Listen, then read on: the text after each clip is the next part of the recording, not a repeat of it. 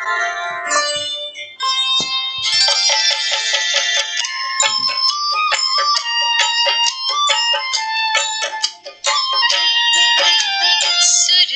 वीणा धारिणी सरस्वती कला निधान, पावन आशीष से कर दे जन जन का कल्याण।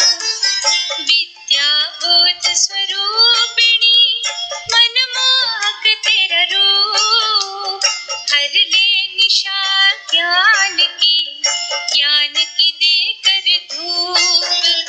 शारदे माँ सुरेश्वरी कर दुखों का अंत, ज्योतिर्मय है जगत में। फिर से एक बार हमारे चैनल पर स्वागत है। हम आपको रियल नंबर का यह चौथा वीडियो आपके सामने प्रस्तुत कर रहे हैं, जिसमें गुणनखंड वृक्ष फैक्टर ट्री क्या है यह बताया गया है।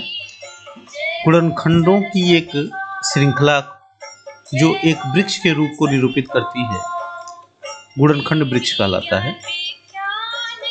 इसमें आपको गुणनखंड वृक्ष द्वारा 4095 के गुणनखंड के बारे में बताया गया एक उदाहरण के रूप में।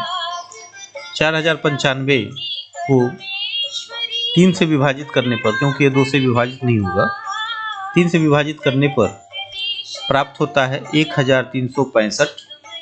पुनः इसे 3 से विभाजित करने पर प्राप्त होता है 455। अब इसे अभाज्य संख्या 5 से काटने पर प्राप्त होता है 91, और पुनः अभाज्य संख्या 7 से काटने पर इसका जो भागफल प्राप्त होता है यह 13। इस प्रकार 4095 का जो गुणनखंड प्राप्त हुआ यह है 3 × 3 × 5 × 7 × 13। यह आपको गुणनखंड एक वृक्ष के रूप में दिखाया गया है, इसलिए इसे हम गुणनखंड वृक्ष कहते हैं। अब एक उदाहरण आपके लिए दिया जा रहा है। गुणनखंड वृक्ष द्वारा संख्या 2310 के गुणनखंड, आप इसको करिएगा। अब हम आपको यहाँ बताने जा रहे हैं कि अंकगणित का आधारभूत प्रमेय क्या है। अंकगणित के आधारभूत प्रमेय यानी कि फंडामेंटल थ्योरम ऑफ अरिथमेटिक क्या है। इसमें बताया गया है प्रत्येक भाज्य संख्या को अभाज्य संख्याओं के एक गुणनखंड के रूप में व्यक्त किया जा सकता है, तथा यह गुणनखंड अभाज्य गुणनखंडों के आने वाले क्रम के बिना अद्वितीय होता है। इस प्रमेय को अंकगणित का आधारभूत प्रमेय कहते हैं। यहाँ फर्स्ट नोट में यह लिखा गया है, एक से बड़ी कोई भी पूर्णांक या तो एक अभाज्य संख्या या फिर अभाज्य संख्याओं के अद्वितीय गुणनफल के रूप में होता है। एक प्राकृतिक संख्या का अभाज्य गुणनखंड उसके गुणनखंडों के क्रम को छोड़ते हुए अद्वितीय होता है। अब हम यहाँ आपको 144 का गुणनखंड करके दिखा रहे हैं। 2 से विभाजित करने पर 72 प्राप्त होता है। पुनः 2 से विभाजित करने पर 36, पुनः 36 को 2 से विभाजित करने पर 18, और 18 को 2 से विभाजित करने पर 9, 9 को 3 से विभाजित करने पर 3, 3 को 3 से विभाजित करने पर 1 प्राप्त होता है। तो यहाँ पे जो 2 × 2 × 2 × 2 × 3 × 3 इसका गुणनखंड आया है। पहले हम 3 से भी विभाजित करते तो यही अंक आते। यह अद्वितीय होते हैं, दूसरा कोई अंक आने की कोई संभावना नहीं है। इसे ही अंकगणित का आधारभूत प्रमेय कहते हैं। और इस प्रकार 144 का गुणनखंड आपके स्क्रीन पर दिखाई दे रहा है। यह क्रम कुछ भी हो, लेकिन गुणनखंड यही आएंगे। या तो पहले 3 से डिवाइड करते या 2 से डिवाइड करते, इसमें यही संख्याएं आती। जैसा कि आपको स्क्रीन पर हम यहाँ आपको यह बताने जा रहे हैं कि अभाज्य गुणनखंड विधि द्वारा महत्तम समापवर्त और लघुत्तम समापवर्त कैसे ज्ञात करते हैं।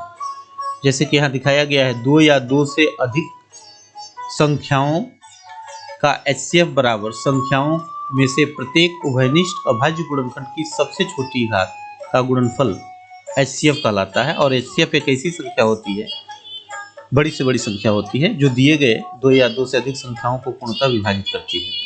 यहाँ पे एक उदाहरण दिया गया है, x square Y cube Z तथा x cube Y square Z to the power 4 का महत्तम समापवर्त, इसमें कॉमन एक्स है, छोटा घात 2 है, वाई भी कॉमन है, छोटा घात 2 है, और जेड भी कॉमन है और छोटा घात जेड है।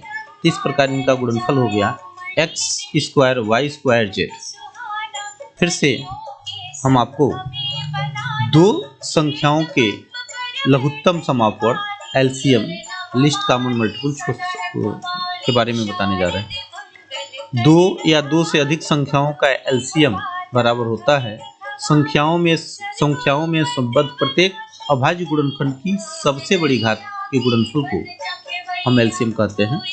इसके लिए हम सभी गुणनफल लेते हैं, चाहे वह कॉमन हो चाहे न हो, लेकिन सबसे बड़ी घात लेते हैं। इस प्रकार x square Y cube Z तथा x cube Y square Z to the power 4 का लघुत्तम समापवर्त एक्स पर 3 पावर, वाई पर 3 पावर और जेड टू द पावर 4 है।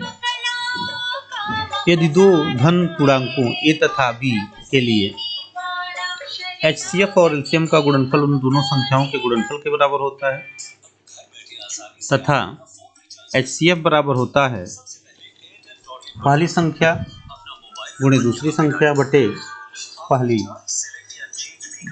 एलसीएम। दूसरा पॉइंट है यहाँ पे एलसीएम ज्ञात करने के लिए आप ज्ञात कर सकते हैं। एलसीएम ज्ञात करने के लिए आप पहली संख्या दूसरी संख्या के गुणनफल में HCF से डिवाइड कर सकते हैं।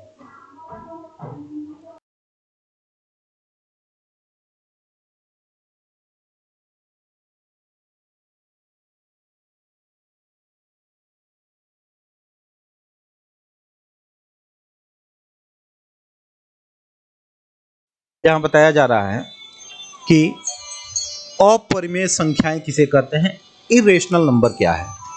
इरेशनल नंबर कोई संख्या यम अपरिमेय संख्या कहलाती है यदि इसे p बाई क्यू के रूप में यानी कि अंश और हर के रूप में नहीं लिखा जा सकता है, जहाँ p और q एक धन पूर्णांक है और q नॉट इक्वल टू 0 है, तब यम का दशमलव प्रसार अशांत अनावर्ती होता है, नॉन टर्मिनेटिंग नॉन रिकरिंग होता है। जैसे उदाहरण के रूप में लिखा गया है √3 √2 √3 √15 पाई 1.01 001 0001। इस तरह से यह अनंत काल तक कुछ नई संख्याएं आती रहती हैं, इनका रिपीटिशन नहीं होता है, हर बार अलग अलग संख्याएं आती हैं। ऐसी संख्याओं को हम अपरिमेय संख्या कहते हैं। अब इन अपरिमेय संख्याओं से संबंधित क्योंकि सिद्ध करने के लिए पूछा जाता है कि सिद्ध कीजिए कि करनी में 2, करनी में 3, करनी में 15 यह अपरिमेय संख्या है, तो उसमें हमें प्रयोग करना पड़ता है कि n एक अभाज्य संख्या है और यह n p स्क्वायर को विभाजित करता है तो n p को भी विभाजित करेगा, यानी कि n एक परमेय संख्या है तो परमेय संख्या n अगर p स्क्वायर को विभाजित करता है तो n p को भी विभाजित करेगा, जहाँ n एक धन पूर्णांक है। जहाँ यहाँ a लिख दिया गया है, यहाँ होना चाहिए n एक धन पूर्णांक है। अब जैसे एग्जाम में कई बार पूछा गया है सिद्ध कीजिए कि करनी में 2 एक अपरिमेय संख्या है, तो हम इसको विरोधाभास से सिद्ध करते हैं। हमने यह मान लिया कि करनी में 2 एक अपरिमेय संख्या न होकर के परमेय संख्या है, इसलिए इसे p बाई क्यू के रूप में लिखा गया है, जहाँ p और q सहभाज्य संख्याएं हैं और p और q धन पूर्णांक है, q नॉट इक्वल टू 0, और p और q सहभाज्य संख्याएं हैं, या किसी भी अंकों से कटने वाली नहीं, यानी कि यह सरलतम रूप में है। हम दोनों पक्षों का वर्ग करते हैं तो 2 बराबर हो जाता है p स्क्वायर q स्क्वायर और p स्क्वायर बराबर हो गया 2q स्क्वायर। यह समीकरण नंबर 1 माना गया है, 2 माना गया है। अब p स्क्वायर 2 से विभाजित है, तो अभी जो नोट में बताया गया था कि p स्क्वायर 2 से विभाजित है तो p भी 2 से विभाजित होगा, और तब मान लिया हमने कि p बराबर 2n और यह मान समीकरण 2 में रखा जाए तो हो जाएगा 4n स्क्वायर बराबर 2n स्क्वायर। 2 से 4 कटने के बाद से आ जाएगा 2n स्क्वायर बराबर q स्क्वायर। इसका मतलब कि q स्क्वायर 2 से विभाजित है तो q भी 2 से विभाजित होगा, जबकि हमने माना था कि p और q किसी भी संख्या से कटने वाली संख्या नहीं है, सहभाज्य संख्याएं हैं। और यह सिद्ध करके दिखाता है कि p और q दोनों 2 से कटने वाली हैं। इसका मतलब हमारा जो मानना है वह गलत है, हमारी परिकल्पना गलत है, और इस प्रकार यह 2 परमेय संख्या नहीं है, एक अपरमेय संख्या है। इस प्रकार से आप सिद्ध कर सकते हैं। स्टेप आपको लिख के दिखाया गया है, आप इसको एक बार ध्यान से देखिए। इस पर करनी में 3, करनी में 5, करनी में 6, करनी में 7 पर प्रैक्टिस करेंगे बिल्कुल ऐसे। यहाँ हम आपको परमेय संख्याओं के दशमलव प्रसार के बारे में बताने जा रहे हैं। परमेय संख्या और उनके दशमलव प्रसार कैसे करते हैं। Rational number and their decimal expansion. पहला है इसमें,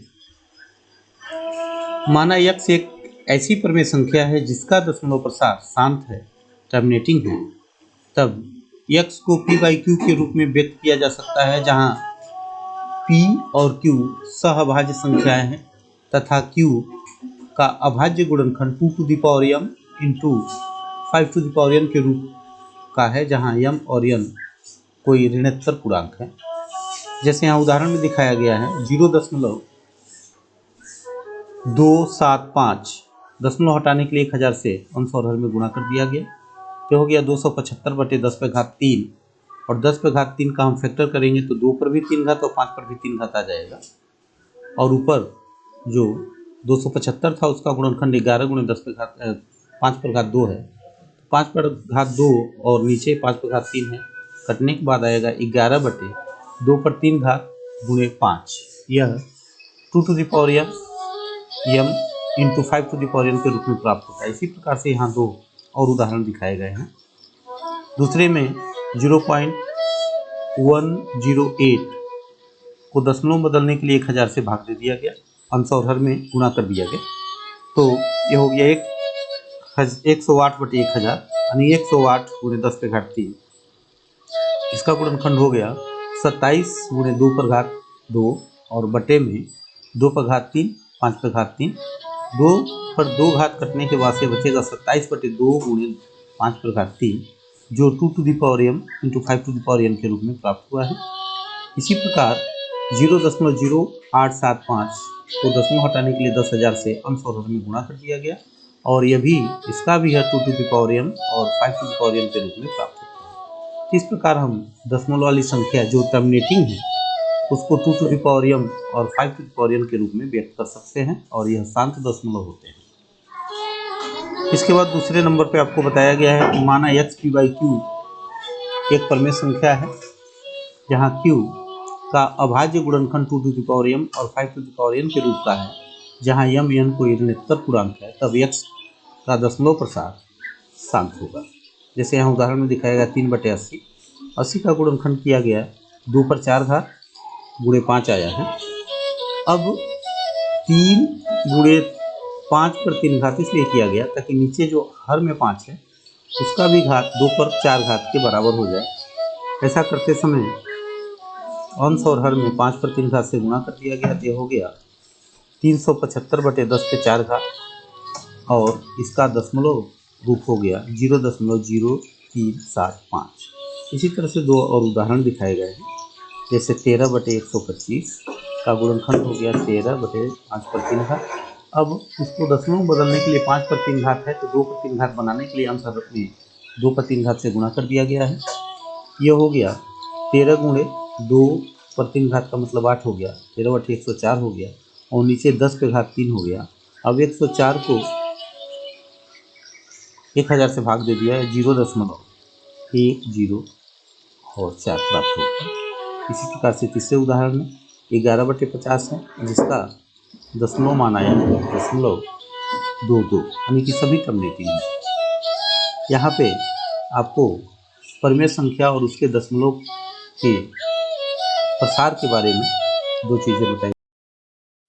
इसका जो तीसरा पार्ट है जिसमें आपको जो संख्या दी गई है x p/q एक ऐसी परमेय संख्या है जिसका हर q का अभाज्य गुणनखंड 2m इंटू 5m के रूप का नहीं है, जहाँ m तथा n कोई शून्योत्तर पूर्णांक है, तब x का दशमलव प्रसार अशांत होगा लेकिन आवर्ती होगा, यानी कि कुछ अंक ऐसे होंगे जिनका बार बार रिपीटिशन होगा। जैसे 1/7 का 0.142857 यह बार बार अंक आते हैं और ऐसे अंकों को हम नॉन टर्मिनेटिंग रिपीटिंग डेसिमल कहते हैं। इसी तरह से 1/3 का अगर हम दशमलव प्रसार करते हैं तो 3 का रिपीटेशन होता है, जिस पर 3 बार लगा के लिखते हैं।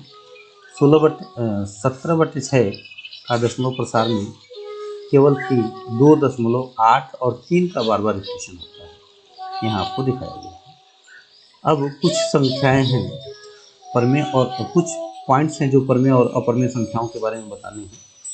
यदि p तथा q दो भिन्न धनात्मक अपरमेय संख्याएं हैं, तब √pq उन दोनों संख्याओं के बीच एक अपरमेय संख्या प्राप्त होती है।